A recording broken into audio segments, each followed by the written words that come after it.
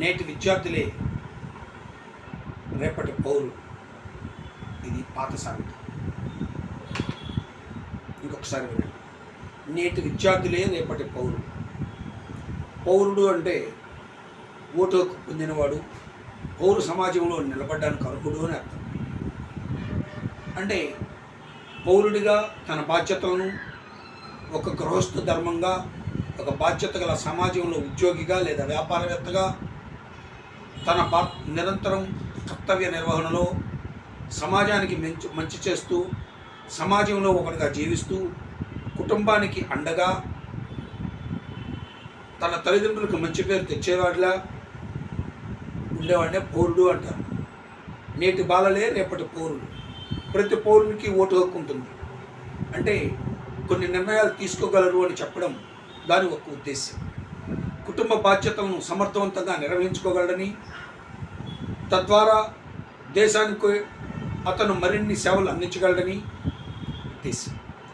కానీ నేటి కాలంలో నేటి బాలలే రేపటి సోంబేరులా. ఇంకోసారి వినండి. నేటి బాలలే రేపటి సోంబేరులా. సోంబేరుతనాన్ని మనము చిన్నప్పటి నుంచి విద్యార్థిని ఆలోచిస్తే అలసిపోతాడనుకునేలా, శ్రమ పడితే కందిపోతాడనుకునేలా మనం పెంచుతున్నాం. ఎంత బాగా పెంచుతున్నామంటే, ఎక్కువగా పొద్దున్న నిద్ర లేకపోతే మా అబ్బాయి బాధపడతాడండి అంటే నిద్రపోవడం ఆనందం అనుకుంటున్నాం. పగటి నిద్ర పనికి చేటు అనేవారు వెనక. మరి ఈరోజు నిద్రపోవడం అనే ఆనందం అనుకుంటూ పిల్లల్ని నిద్ర పెడుతున్నాం. సోంబేరితనం. ఇంట్లో పనులు చేసుకునేవారు ఇప్పుడు ఏ పని చేయరు. తిని పైదాంట్లో చూసి ఎక్కించుకుని క్లాస్ వర్క్ అయిపోయింది. అంటే 4 క్వశ్చన్లు చూసి ఎక్కించేస్తే క్లాస్ వర్క్ అయిపోయినట్టు. ఎవరైనా పిల్లలు గడగడా చదవడం, అరే నేను చదువుకునేది ఒక సబ్జెక్ట్ కంటెంట్ డెవలప్ చేసుకోవడానికని ఎప్పుడన్నా ఆలోచిస్తున్నారా? ఈ సబ్జెక్ట్ కంటెంట్ డెవలప్ చేసుకోవడం వల్ల మీ పిల్లల్లో పెరిగేటువంటి విశ్లేషణ శక్తిని మీరు ఎప్పుడన్నా గమనిస్తున్నారా? ఐస్ క్రీములు తింటాం ఆనందమా? అబ్బాబ్బాబ్బా ఏం మాట్లాడుతున్నాను, మా అబ్బాయిని మురిసిపోతున్నారు. ఏం మురిసిపోతున్నారులే. సోంబేరితనాన్ని చూసి మురిసిపోతున్న సోంబేర తల్లిదండ్రులు. ఇంతకంటే ఏంటి ఇలా మాట్లాడుతున్నారు? మీ దగ్గర పిల్లలు జాయిన్ చేయమా? వద్దు. పనికి మాలిన సోంబేర తల్లుదండ్రులు మా దగ్గరికి రావద్దు. పిల్లల్ని మేము బంగారాలా తయారు చేస్తాం, కానీ సోంబేరతనాన్ని మేము తయారు చేయం. కాబట్టి సోంబేర తల్లిదండ్రులు మేము గౌరవించాం. ఇదే సోంబేర పిల్లలు పెరిగి పెద్దయినాక వాళ్ళ కోరికలను తీర్చకపోతే కుక్కలు ఉన్నట్టు కొడతారు. అదే తల్లిదండ్రులు. డ్రగ్స్కి అలవాటయ్యేది ఈ సోంబేరులే. నిరాశ నిస్పృహలోనే పెరిగి పెద్దవాడైనాక అసమర్థుడిగా, అయోగ్యుడిగా తయారయ్యేది ఈ సోంబేరు పిల్లలే. ఇలాంటి అసమర్థతను పెంచి పోషించిన తల్లిదండ్రులు, వాడి విద్యాబుద్ధులు నేర్పిన స్కూళ్ళు సిగ్గుతో చావాలి. ఇలాంటి ఒక సోంబేరు పురుగుల్ని తయారు చేశామని. ఆలోచించడానికి కూడా శక్తి లేనంతగా, 9 అక్కాలు గుర్తుపెట్టుకోవడానికి కూడా పరికినానంతగా, ఆ మాత్రం కూడా ఓర్పు లేనంతగా, చదివితే గుర్తుపెట్టుకుంటే అలసిపోతాడేమో అనుకునేలా అబ్బా ఏం పెంచుతున్నారండి ఇద్దరు. తప్పలేదు. ఒక విషయాన్ని మీకు స్పష్టంగా చెప్తున్నాను.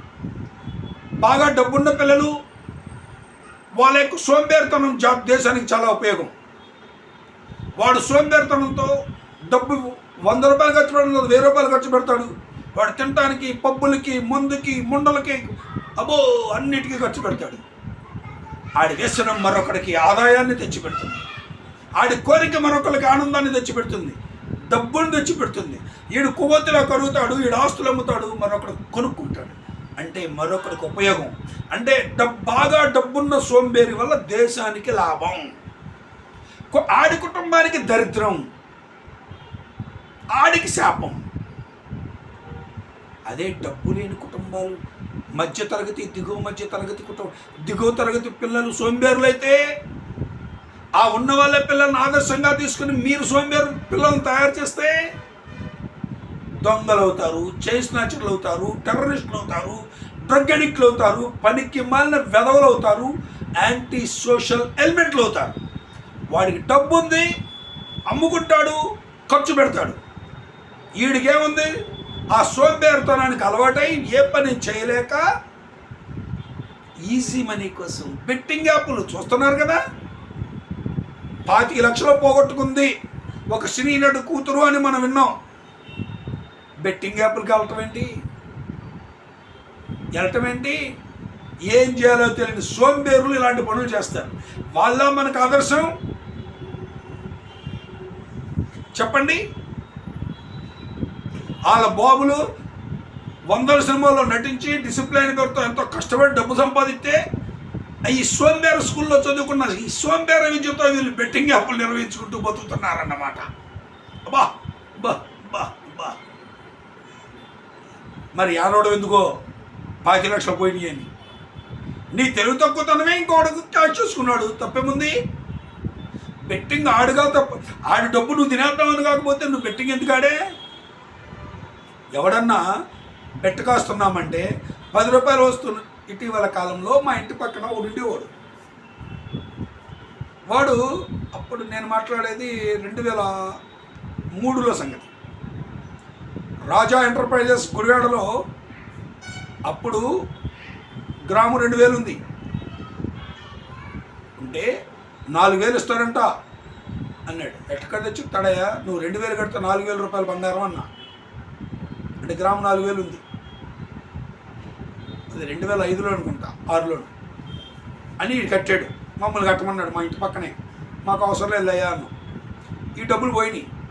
అంతకుముందు సప్తపది ఎంటర్ప్రైజెస్ అని విజయవాడలో 7 కోట్లు ఎత్తుకుపోయాడు 1980స్లో మేము పేపర్లో చదివాం. మరి మోసపోయేవాడు ఉన్నంతకాలం మోసం చేసేవాడు ఎందుకు ఉండడు?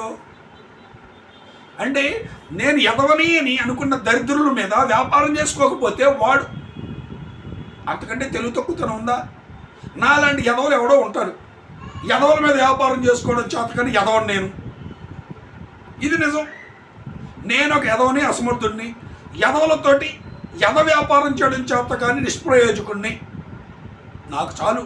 నాకు సమర్థవంతమైన 10 మంది వస్తే ఆ సమర్థవంతమైన తల్లిదండ్రులకి వాళ్ళ పిల్లలకి 4 విద్యాబుద్ధులు నేర్పి నాకు కావాల్సిన డబ్బులు నాకు వస్తాయి. నా బతుకు నేను బాగానే బతుకుతున్నా.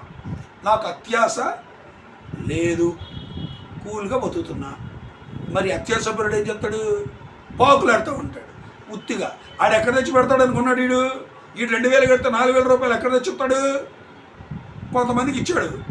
వీడి కాడికి వచ్చేసరికి ఎత్తేసారని మా దగ్గర మళ్ళీ చెబుతున్నాడు. మళ్ళీ 3 నెలల్లో ఓరి ఎదవా, ఆడు 4000 కొట్టేద్దాం, 2000 వేసి 4000 కొట్టేద్దాం అనుకున్నావు. ఆడు నీలాంటి పనికి మాలిన చేపలన్నింటినీ వేసి గేలం వేసి పట్టాడు. దొరికావు. ఏముందో ఏడవాల్సిన పని ఏమీ లేదు. నువ్వు ఆయన కొట్టేద్దాం అనుకున్నావు. ఆడు నీలాంటి వాళ్ళు 10 మందిని ముష్టేశాడు. కాస్త గేలంలో దొరికారు, అంతే తేడా.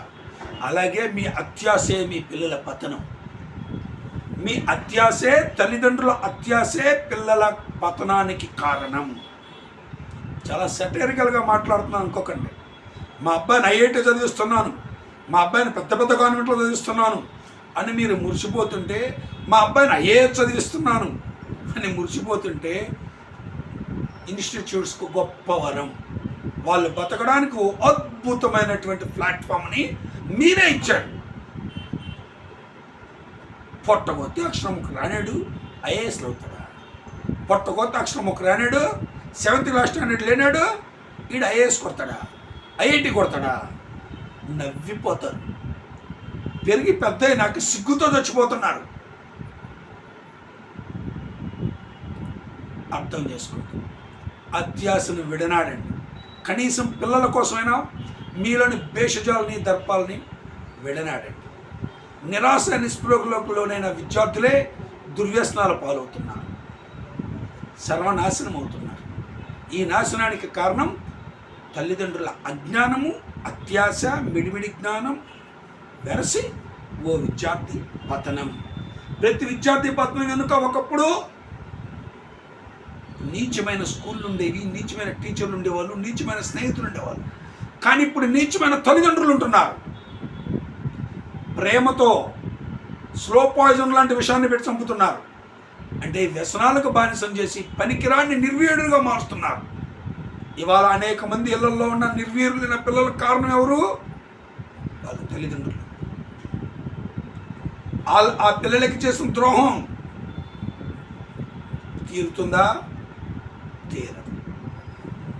అలాంటి పతనమైన పిల్లలను చూసి పెద్దవాళ్ళుగా మీరు వాళ్ళకి పెళ్ళిళ్ళు చేయలేక, పెళ్ళిళ్ళు చేసిన వాడి కుటుంబాన్ని సరిదిద్దుకోలేక, వ్యసనపరుడే రోడ్డు పొడుతుంటే వాళ్ళ పిల్లల్ని మీరు పెంచలేక, పతనమవుతున్న కుర్రాడు విద్యార్థి తన కొడుకుని చూసి పెరాలసిస్తో చస్తారమ్మా. ఓ నీచ తల్లిదండ్రులు, అత్యాశాపరులైన తల్లిదండ్రులు, మీకే చెప్పేది, పెరాలసిస్ రాకుండా బతకండి. కాస్త కనీసం వాళ్ళ మంచి భవిష్యత్తు నేర్పుతారని ఆశిస్తున్నా. నమస్తే. సబ్స్క్రైబ్ చేసుకోండి. నా మీద కోపంతో చేయడం మానుకోకండి. 10 మందికి షేర్ చేయండి. మీరు నీచ తల్లిదండ్రులైనా మరో నీచ తల్లిదండ్రులు నవ్వుకుంటారు. అబ్బో ఈడు చెప్తే మనం వినాలా, భలే చెబుతున్నాడులే ఈడు, ఈ బొచ్చుగాడు చెప్తే మనం వినాలా అని మీరు అనుకోవచ్చు. అందుకోసమైనా నవ్వుకోవడానికైనా సబ్స్క్రైబ్ చేయండి. ఓ 10 మంది నీచ తల్లిదండ్రుల్లో ఎవరో ఒక నీచ తల్లిదండ్రులు వింటారు, మారతారేమో. మారడానికి సిద్ధంగా లేకపోతే వాళ్ళ జనం కూడా మీలాగా ఉండాలనుకుంటే మీరు ఎవరికి లైక్ కొట్టొద్దు, సబ్స్క్రైబ్ చేయొద్దు, ఎవరికి షేర్ చేయొద్దు. అసలు ఎందుకు చెప్తారు? మీరు మారుతారనుకోవడం నా అత్యాశ. నేను కూడా వేస్ట్గానే, నేను ఒక టైపు, మీరు ఒక టైపు. నమస్తే.